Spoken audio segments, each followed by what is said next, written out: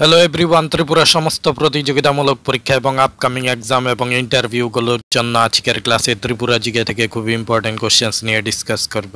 তাই ভিডিওটি শেষ পর্যন্ত দেখুন আর লাইক শেয়ার সাবস্ক্রাইব করুন।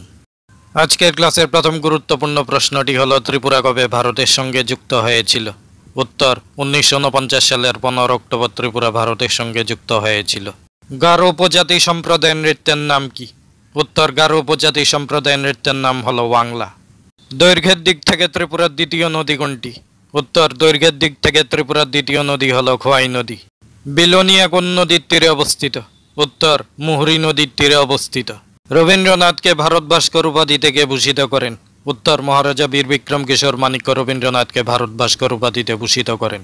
ত্রিপুরায় কের পূজার প্রবর্তন কে করেন? উত্তর রানী পদ্মাবতী ত্রিপুরায় কের পূজার প্রবর্তন করেন। ত্রিপুরার সর্ববৃহৎ অভয়ারণ্য কোনটি? উত্তর ত্রিপুরার সর্ববৃহৎ অভয়ারণ্যটি হল গোমতী অভয়ারণ্য। ত্রিপুরা কখন পূর্ণ রাজ্যের মর্যাদা পায়?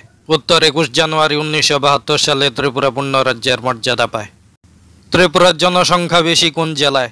উত্তর পশ্চিম ত্রিপুরা জেলায় জনসংখ্যা সবচেয়ে বেশি। ত্রিপুরার সর্ববৃহৎ লেকটির নাম কি?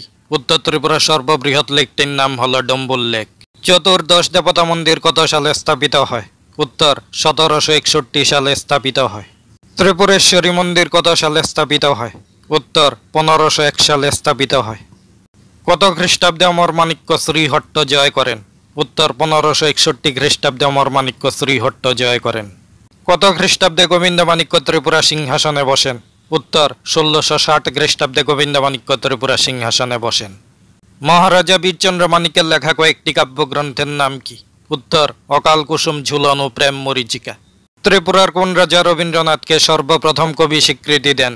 উত্তর মহারাজা বীরচন্দ্র মানিক্য ভগ্ন হৃদয় কবিতার জন্য রবীন্দ্রনাথকে সর্বপ্রথম কবি স্বীকৃতি দেন। প্রথম বিশ্বযুদ্ধের সময় ত্রিপুরার রাজা কে ছিলেন? উত্তর প্রথম বিশ্বযুদ্ধের সময় ত্রিপুরার রাজা ছিলেন মহারাজা বীরেন্দ্র কিশোর মানিক্য। কোন সময় থেকে ত্রিপুরাব্দের প্রচলন হয়? উত্তর 590 খ্রিস্টাব্দ থেকে ত্রিপুরাব্দের প্রচলন হয়। মহারাজা অমরমাণিক্যের পুত্রদের নিয়ে রবীন্দ্রনাথ কোন নাটক রচনা করেন? উত্তর মুকুট নাটক রচনা করেন। ত্রিপুরায় ব্রডগেজ রেল লাইন কবে চালু হয়? উত্তর 2016 সালে ত্রিপুরায় ব্রডগেজ রেল লাইন চালু হয়। ত্রিপুরার উচ্চতম পাহাড় কোনটি? উত্তর ত্রিপুরার উচ্চতম পাহাড়টি হল জম্পুই পাহাড়। ত্রিপুরার পাহাড়ের সবচেয়ে উঁচু শৃঙ্গের নাম কি? উত্তর ত্রিপুরার পাহাড়ের সবচেয়ে উঁচু শৃঙ্গের নাম হল ব্যাতলিং শিব। ত্রিপুরার সবচেয়ে দীর্ঘতম নদীর নাম কি? উত্তর ত্রিপুরার সবচেয়ে দীর্ঘতম নদীর নাম হল মনু নদী। হাওড়া নদীর উৎপত্তিস্থল কোথায়? উত্তর হাওড়া নদীর উৎপত্তিস্থল হল বড়মুড়া পাহাড়।